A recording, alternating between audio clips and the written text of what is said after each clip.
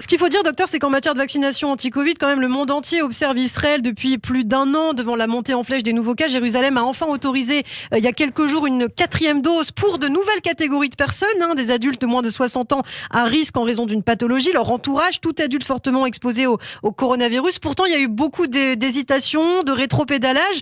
On le voit, la vaccination n'empêche pas non plus les contaminations, surtout peut-être face au variant Omicron. D'ailleurs, on parle d'un nouveau sous-variant de l'Omicron selon une étude danoise. Qu'en est-il exactement ? Vous avez raison de signaler ça. La vaccination ne protège pas totalement contre le virus. Néanmoins, on sait aujourd'hui, on le constate, moi je le constate auprès de mes patients, et vous rappelez les chiffres, aussi du ministère de la Santé, la vaccination permet d'avoir une infection atténuée. Et donc la quasi-totalité de ces personnes qui sont vaccinées et qui attrapent le virus ont des réactions bien moins faibles que si elles attrapaient le virus sans être vaccinées. Et c'est ça l'intérêt de la vaccination. Donc on a une protection qui n'est pas absolue, qui est relative, mais comme dans tous les vaccins, il faut aussi se rappeler quelque chose quand on parle du vaccin contre la grippe, qui est un vrai succès et qui épargne chaque année des centaines de milliers de vies.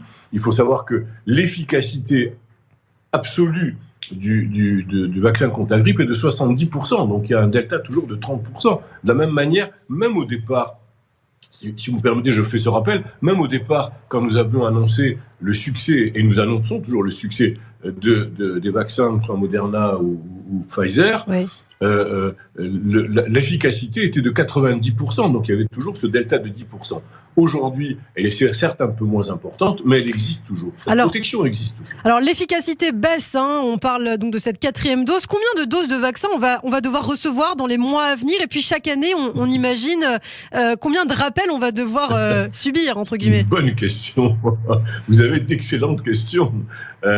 Écoutez, j'aurais tellement aimé pouvoir vous répondre.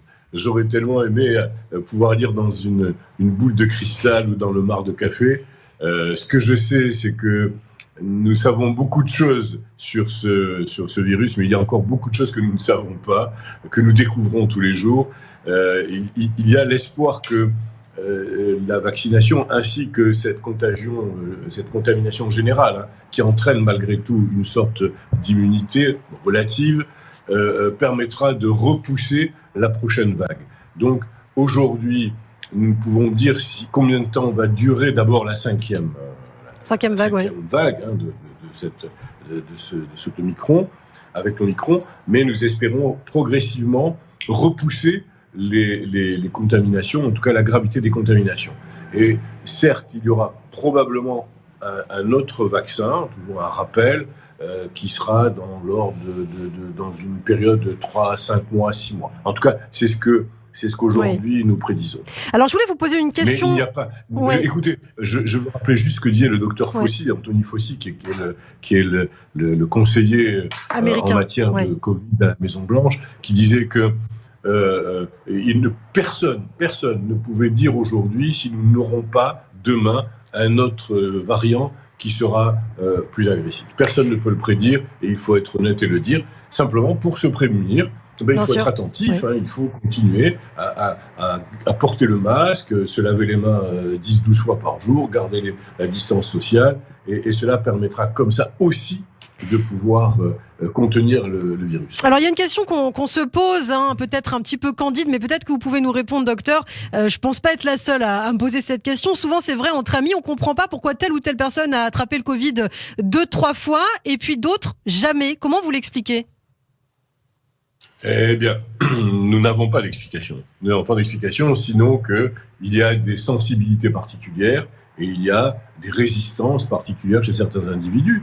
Il y a des personnes qui ont une immunité plus forte que d'autres et qui vont leur permettre de résister à l'infection, tout simplement. Il n'y a pas d'explication.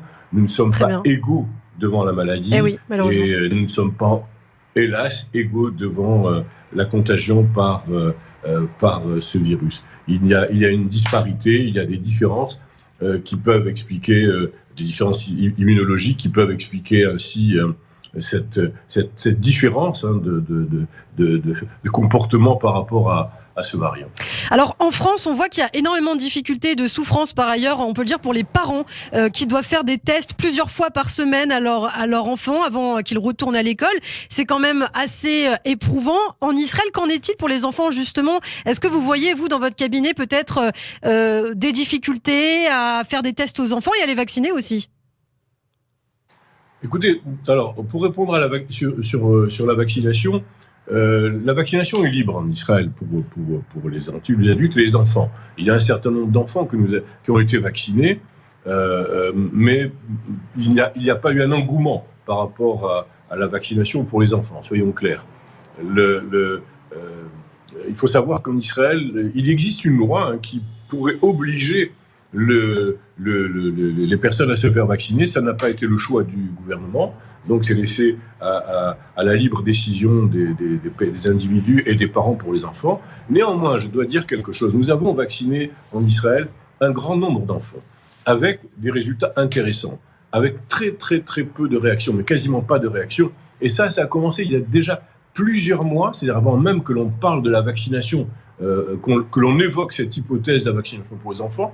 Ça avait été proposé à plus de 600 enfants qui étaient des enfants à risque avec des comorbidités importantes, et il fallait les vacciner parce que c'était vital pour eux. Ça a été fait avec vraiment un bon résultat et très peu et quasiment pas d'effets négatifs. Donc cette vaccination est proposée, elle n'est pas appliquée massivement, mais elle est proposée avec, je vous dis, de bons résultats. Ça, c'est pour la vaccination pour les enfants. Ensuite, vous me disiez, pardon ? Pour les tests, c'est vrai qu'on voit que c'est très difficile pour les parents. Pour les tests, ça a été aussi... Voilà. Et le test, le choix qui a été fait aussi par le gouvernement, c'était d'ouvrir les écoles, donc, de permettre aux enfants de revenir à l'école en multipliant les tests. C'est le choix qui a été fait. Il a été extrêmement controversé. Vous savez, il y a eu beaucoup de débats en Israël, avec des interpellations à la Knesset, avec des ministères des ministres qui n'étaient pas tout à fait d'accord entre eux. Il y a eu un gros débat, puisque certains ministres voulaient que l'on continue le travail par Zoom et le confinement pour les enfants en cas contact, et d'autres qui disaient non, ça suffit, il faut reprendre. Donc il y a eu un débat, finalement ça a été tranché, et les enfants reviennent à l'école. Simplement, pour cela, les parents doivent multiplier les tests au moins 2 fois par semaine. C'est le choix qui a été fait. Alors, une dernière question, brièvement, il nous reste peu de temps, docteur. C'est vrai qu'il y a une question qu'on se pose moins dans les médias en général, c'est l'aspect psychologique finalement derrière tout cela. Vous êtes acupuncteur, je crois, docteur. Vous traitez donc, on imagine aussi certains problèmes liés à la santé mentale. Le Covid a encore frappé fort, provoqué des réactions parfois dramatiques, des dépressions notamment. Est-ce que vous avez peut-être de plus en plus de patients qui viennent vous voir pour vous parler de ces problématiques-là ?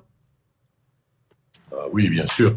Tout à fait. Écoutez, le Covid, c'est une maladie complexe. C'est une maladie complexe, on l'a dit, on le répète, mais le Covid a entraîné, on l'a dit aussi, une désorganisation de la société, mais également de nombreux problèmes sociaux et des problèmes familiaux. On a une augmentation de la violence infantile, on a une augmentation de la violence familiale vis-à-vis des femmes. On a aussi une désorganisation économique, vous l'avez signalé en début de journal, avec vraiment... on a eu des gros problèmes. Vous savez, même aujourd'hui, quand vous vous promenez dans Tel Aviv ou dans Jérusalem, dans d'autres villes, vous avez un grand nombre de magasins qui sont fermés, et qui sont abandonnés parce qu'il y a vraiment des conséquences économiques. Et sur le plan médical, il y a, outre le Covid, une fois qu'on l'a eu, il y a aussi des conséquences de ce Covid. D'abord, chez les enfants, vous avez des enfants qui ont vécu pendant une année en Zoom, avec des cours en Zoom, et donc qui ont utilisé tous les appareils électroniques, les téléphones et autres ordinateurs.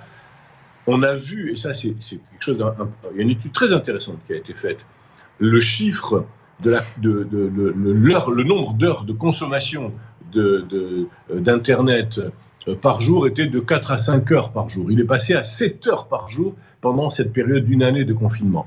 Le seul problème, c'est qu'aujourd'hui, on n'est pas redescendu à 4 heures par jour. Et les enfants sont toujours 6 à 8 heures par jour devant leur ordinateur, même s'il n'y a plus de conférences, enfin de cours par Zoom. Ça, c'est un vrai problème. Il faut dire aux parents de faire attention, d'être attentifs à ça. Ça a entraîné également chez un grand nombre de personnes des problèmes complexes, anxio-dépressifs, d'angoisse par rapport à cette maladie, avec des personnes qui se sont renfermées. J'ai vu encore hier des patients qui étaient complètement, encore aujourd'hui, tétanisés par cela, qui ne voulaient pas sortir, qui étaient enfermés, alors qu'elles doivent sortir. Des personnes qui n'ont plus de relations sociales, qui ont coupé toute relation sociale avec leurs enfants, avec leur famille, avec leurs amis, alors que c'est possible de vivre aussi avec le Covid en respectant les règles dont on a parlé. Il y a aussi d'autres problèmes qui sont plus graves. Du fait de l'encombrement des hôpitaux, à certains moments, il y a eu une désorganisation des hôpitaux avec des personnes qui devaient se faire opérer qui n'ont pas pu. Donc, il y a eu des reprogrammations des opérations, des personnes qui devaient faire des chimiothérapies qui n'ont pas pu les faire. J'espère qu'on va vite arriver à revenir à un état normal de fonctionnement de la société, en tout cas de la société médicale. Eh bien, on l'espère en tout cas. Merci beaucoup pour toutes ces précisions. Docteur Joseph Drienne, médecin spécialiste des maladies infectieuses et parasitaires. Je l'espère, on vous retrouve très bientôt sur Radio J. À bientôt.